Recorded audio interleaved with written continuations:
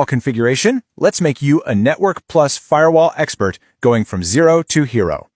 We'll crush this in 3 simple steps: core fundamentals, configuring Windows Firewall, and real-world troubleshooting. Step 1. Fundamentals. Think of network interfaces as building doors and ports as the actual locks. Firewalls? They're the strict security guards at those gates, checking policies to verify every single packet's ID. Hosting a public web server isolated in a DMZ or screen subnet, just like a building lobby. We group these segments into distinct security zones: trusted internal, untrusted public, and that public-facing DMZ. The absolute golden rule is implicit deny. If a policy doesn't explicitly allow traffic, it's blocked. Period. So, how do we allow legitimate traffic?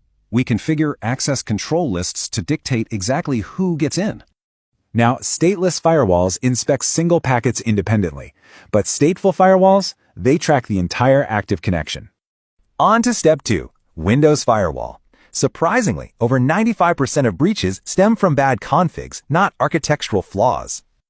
In Windows Defender, inbound and outbound rules are super strict. You define source, destination, port, and action. Rules process top to bottom, and the first match wins. Always put your most specific rules up top. Avoid the lazy any rule trap. It bypasses your firewall profiles and leaves the whole network wide open. Always enforce explicit denials, guys. Restrict that outbound traffic to only what's absolutely necessary for business. Step 3. Troubleshooting. You set up Windows Firewall perfectly, but connections time out. Why is it failing? First, check your rule order. Then, verify if the ACL direction is inbound or outbound and review logs. Don't forget NAT. If inbound requests fail, make sure your translated source and destination ports actually match.